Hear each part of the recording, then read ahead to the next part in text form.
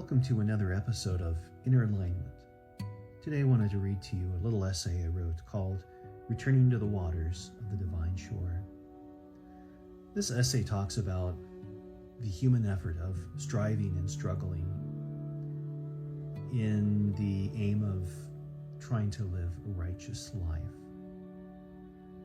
This has to do with the notion of surrender into divine alignment.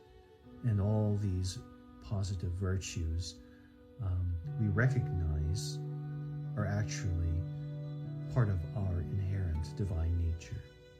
I hope you enjoy this as much as I enjoyed writing it. Thank you.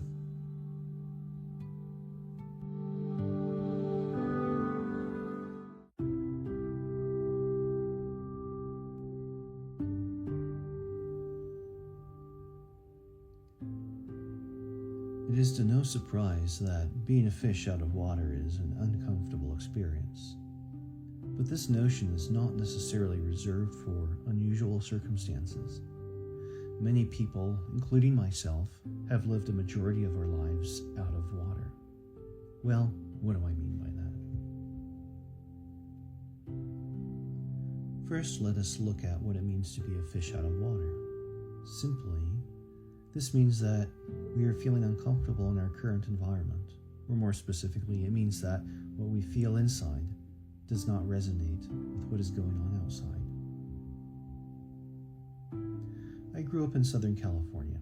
In my teenage years, I have delved deeply into my love for classical music and performance on piano and pipe organ.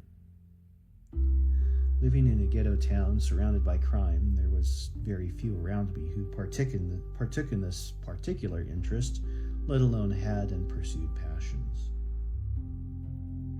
As soon as I was old enough to move out, I jumped at the opportunity to visit a friend in New York City, the U.S. capital of classical music. What began as a 2-week vacation turned out to be a vacation with no return back home, and New York City became my home, where I studied and connected to the intellectual and artistic community. Having found work at this place that supplied sheet music to all the major orchestras and opera houses of the world, helped transform my artistic frame of mind into a lifestyle. Working with musicians, meeting the famous artists I only heard of on the radio, and having friends where we can play together and be connected as a community had changed me vastly. I was no longer the awkward teenager in my little town in Southern California, and I was now a functioning and accomplished pianist and organist in my community. I was no longer a fish out of water. Life was good. As I got older, things changed. Some good, some bad. But I started to recognize that there was more to life than just the one level of being a fish in water. I mean, there are different types of water, right? There's fresh water, there's salt water, and different types of bodies like rivers, streams, swamps, and springs.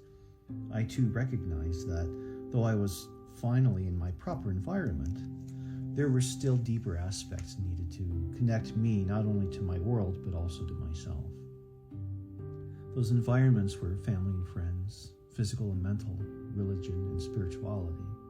These are the primary criteria in our necessary functioning as human beings in the study of psychosociology, and it became my duty to make the right decisions which would help bring about and facilitate these aspects in my life so as to live my life to the fullest. Christ's gift to the world is also multi-layered, just as my quest as a young adult to find my place in life. We can view religion in multiple layers as we also can spirituality. Religion at the basic level helps provide a moral framework to those in society who have fallen astray, and the inherent good nature of altruism fails to prevail in those people's lives. This can also be seen as the kindergarten of a person's efforts for self-betterment or spirituality. However, this per se is merely a physical effort to strive for one type of behavior over another. As we climb higher up the ladder, religion provides a connection with spirit. This too is necessary as the majority of mankind has failed to find God in his heart, and so Religion is the gift to spark the divine in the worldly and instinctive human. Here, spirituality enters the conceptual framework of religion, and the spark of the divine is ignited in the heart of the sincere seeker. This aspect can be seen as the elementary school of spirituality. Climbing higher on the spiritual ladder means of right intention and right living. We ascend also on a metaphysical level within our own being. Just as our physical bodies have a complex anatomy of motor, digestive, neurological, and cognitive functions, so too does our spirit hold a complex anatomy of energetic pathways, which allow our physical aspects of ourselves to unite with spirit. We have all noticed that sometimes we can feel the presence of God in our lives, and sometimes we cannot. There is a metaphysical reason for that, and our spiritual health vastly impacts how we perceive spirit. So growing spiritually in our lives also means that higher aspects of our inner selves are awakened, and higher consciousness is attained. This can be seen as the high school of spirituality. This difficulty is the first obstruction that God's gift to the world remedied through Christ. We are in so many ways a fish out of water when it comes to living in full alignment with the divine. We as humans have fallen so far away from Him that it is almost foreign for us to try to live differently. Yet when we do, there is something so familiar and comforting about it. That is because of the seeming separation between human and the divine. Our latent spiritual tendencies keep us bound to worldly living, but the comfort we find in right living reveals our deeper inherent spiritual nature, the child of God, the prodigal son. And living more and more in divine alignment with our Father brings about a more solid connection between Him and us. So our falling away from living in divine alignment has been forgiven as long as we continue to strive to live with the right intentions in following His commandments or guidance for higher living. Living in divine alignment means living a life with unconditional love, compassion, forgiveness, and connectivity to all. But there is no doubt that it is still a struggle. We struggle with this often on a daily basis, and in some regard, we have not experienced the true meaning of some of these virtues. It's okay, though. We are forgiven also for our imperfection. But that doesn't mean that we are not capable of reaching Christ-like state. And the further measure of Christ's gift is giving us the opportunity to live and attain a higher consciousness through Him, even in this life. We as humans, through our christening of Christ, are able to access many levels of consciousness.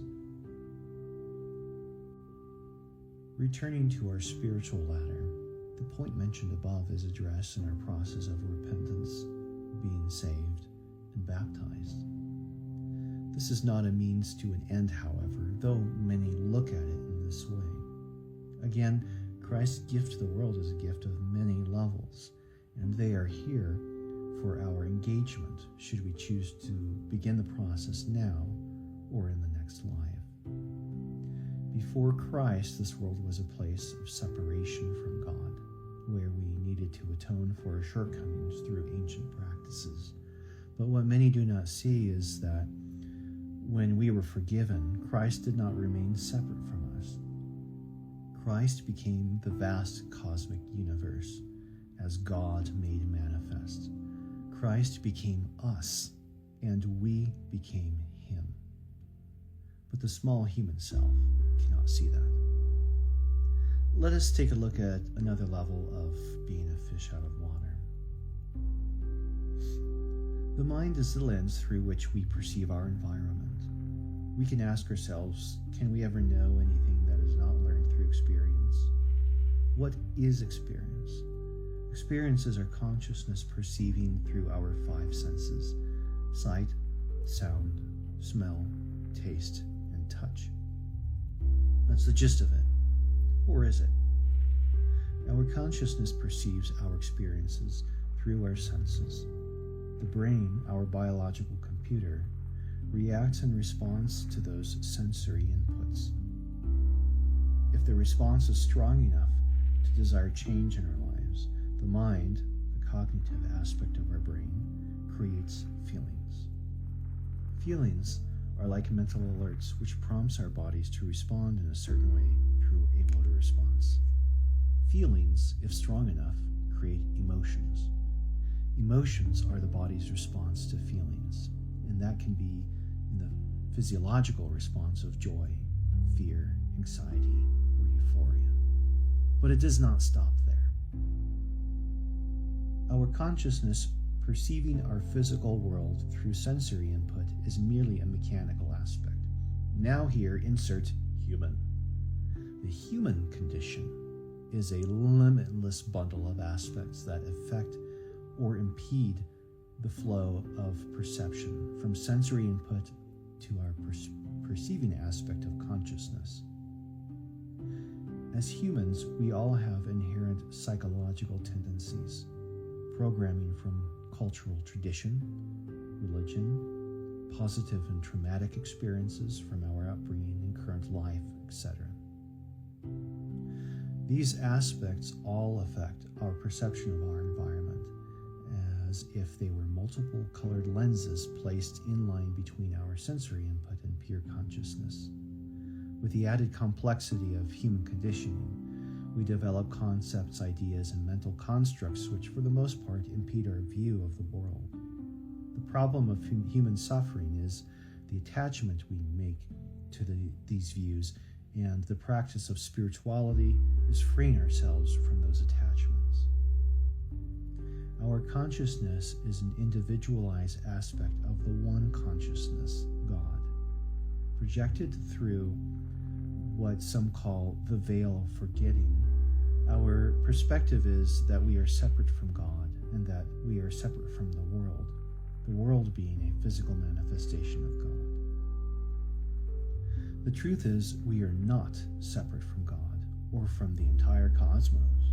It is only through our human conditioning that the illusion of separation is experienced.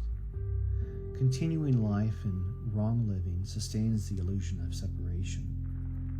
Christ's life made manifest in this world united the entire cosmic universe into one. Our limited human perspective remains in this belief of separation.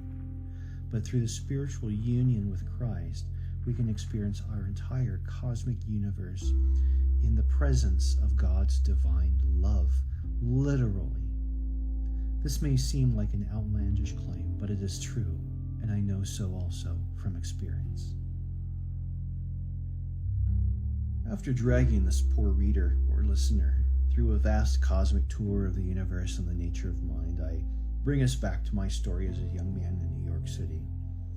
Though I have strived to go from a fish out of water to a successful person in my environment, there was still more to life than the physical environment nurturing an evolving livelihood. I was still unfulfilled in the deeper aspects of spirit. I recognized that though my life was good, I still suffered in all the ways anyone else did. It was difficult trying relentlessly to strive to live in accordance of the divine commandments. It seemed that it was an impossible expectation to live up to. I must admit that I even held resentment towards this expectation and toward the world around me. But things finally clicked. It had taken many years to break through the conditioning of the human traumas and limited ideas of myself before igniting the spark of the divine in my heart. Following that light helped bring me to a practice of meditation, which allowed me to transcend the nature of mind and its limitations. Transcending the mind brings us to the door of spirit, which spirit is the door to Christ, and Christ is the door to God, which unites all. Though I can write books on only the last sentence alone, I can say that uniting with the living Christ was necessary to transcending the limitations of this world. I don't mean transcending this world itself, only transcending the limitations of it. In becoming spiritually awakened, we reach the next level of the spiritual human. The illusion of the world does not fall away, but the ignorance does. So what is it that clicked? What changes the struggle to live righteously into an effortless state of being? The answer is surrender. Like the many examples already given here, surrender too has many layers. How did I surrender? I had to surrender it all, including myself. Through the spiritual practice of transcendence of the nature of mind, our known world through spirit, we are given wisdom to the knowledge of things and how they work. I realize that living life, we continue to build ourselves up to become more and more and stronger. This is necessary, but only to some extent. The most crucial part of it is to let go of the ideas of our human limitations. It is letting go of the human effort. It is a process of unbecoming. And when we step back from who we think we are able to recognize who we really are. And dropping the arrogance of the human self, that which is incongruent with God, we are able to recognize our unity in God. In unbecoming and letting go of the little self, we realize that we are the big self. The wave may seem separate from the ocean, but it is undoubtedly one with it. When the bottle floating in the vast ocean finally allows the cork to be released, its contents are mixed with the infinite waters of the ocean and becomes one with it. As the bottle falls away, so too our limited human body and human conditions fall away, and we recognize that our true nature is that of the infinite, vast nature of God.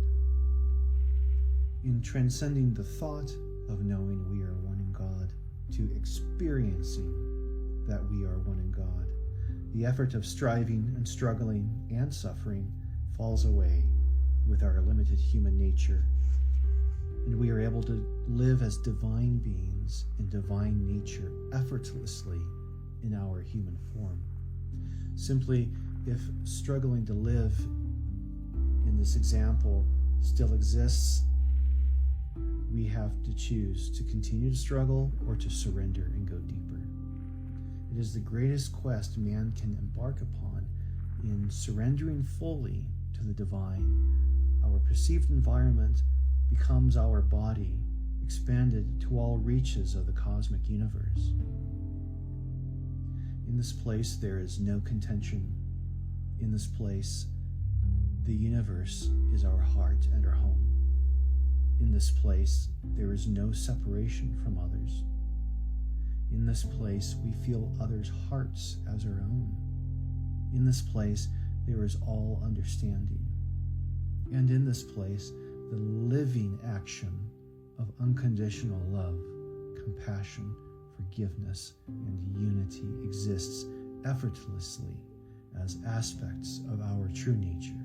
And this, my friend, is the fullest gift that Christ has given to us. This is the college graduation of spirituality.